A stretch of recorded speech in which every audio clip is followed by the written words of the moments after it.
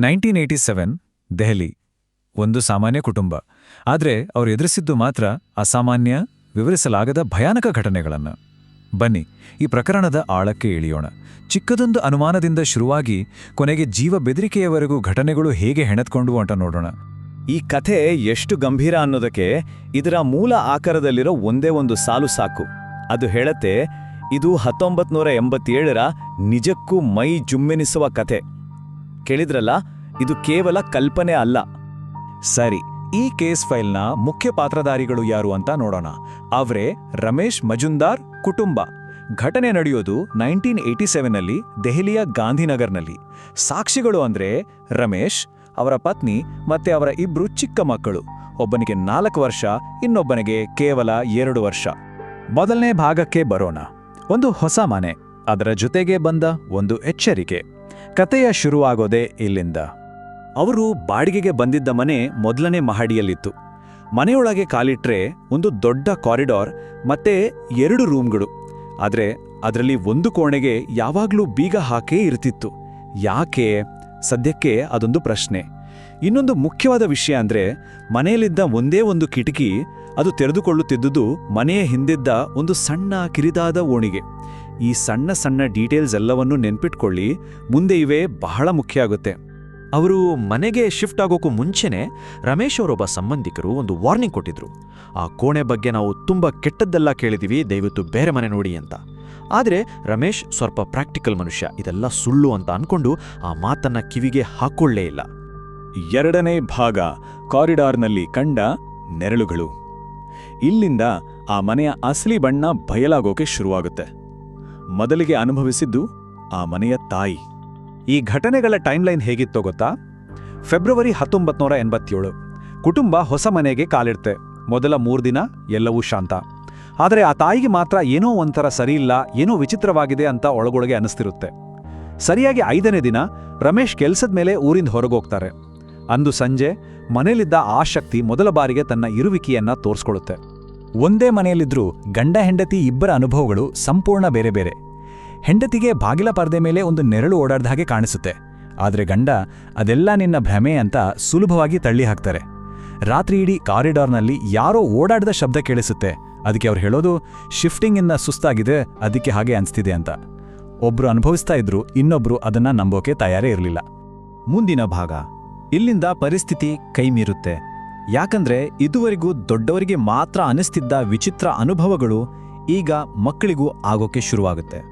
ಘಟನೆಗಳು ಹೇಗೆ ಒಂದರ ಮೇಲೊಂದು ನಡೀತು ಅಂತ ನೋಡಿ. ಮೊದಲು ಆ 2 ವರ್ಷದ ಮಗು ಯಾರೂ ಇಲ್ಲದ ಕಡೆ ನೋಡ್ತಾ ಯಾರೋ ಜೊತೆ ಆಟ ಆಡ್ತಿರೋ ಥರ ನಗೋಕ್ ಶುರು ಮಾಡ್ತು.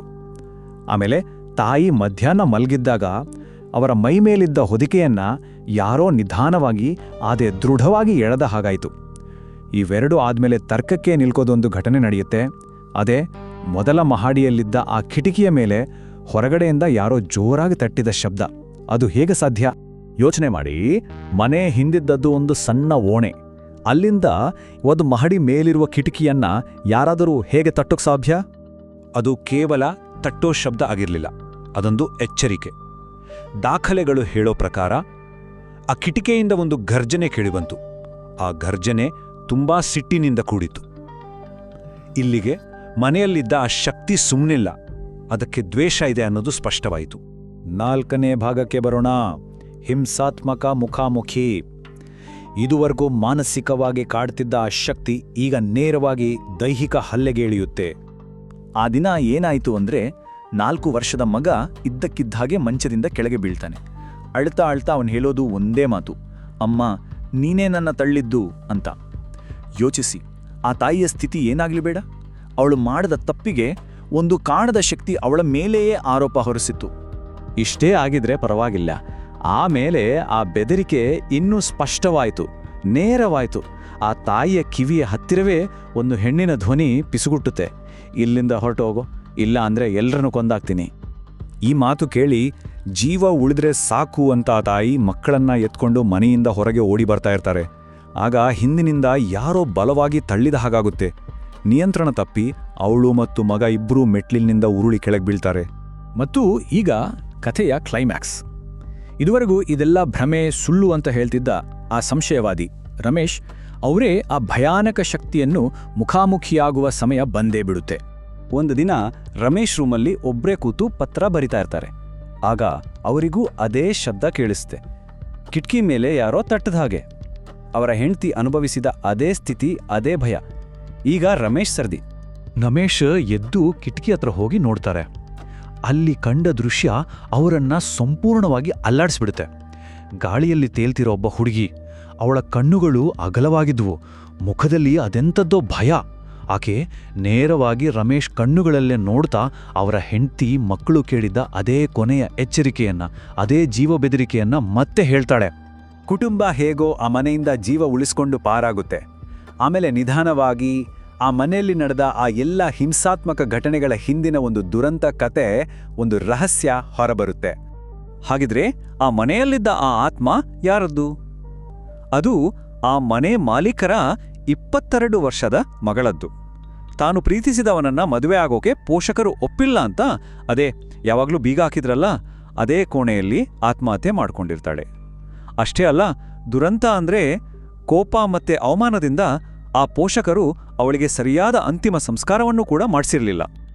ರಮೇಶ್ಗೆ ಆ ಭಯಾನಕ ಅನುಭವ ಆದಮೇಲೆ ಮಜುಂದಾರ್ ಕುಟುಂಬ ಒಂದು ನಿಮಿಷ ಕೂಡ ಅಲ್ಲಿ ನಿಲ್ಲಿಲ್ಲ. ಅವರು ಆ ಮನೆಗೆ ಬಂದಿದ್ದು 9ನೇ ದಿನಕ್ಕೆ.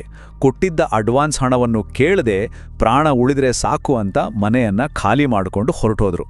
ಈ ಇಡೀ ಘಟನೆ ನಮ್ಮ ಮುಂದೆ ಒಂದು ದೊಡ್ಡ ಪ್ರಶ್ನೆಯನ್ನ ಇಡುತ್ತೆ. ಒಂದು ಆತ್ಮಕ್ಕೆ ಸಿಗಬೇಕಾದ ಅಂತಿಮ ಶಾಂತಿ ಸಿಗದೇ ಹೋದಾಗ ಏನಾಗ್ಬೋದು? ಬಹುಶಃ ಮಜುಂದಾರ್ ಕುಟುಂಬ ಅನುಭವಿಸಿದ್ದೇ ಅದಕ್ಕೆ ಒಂದು ಭಯಾನಕ ಉತ್ತರವೇನೋ.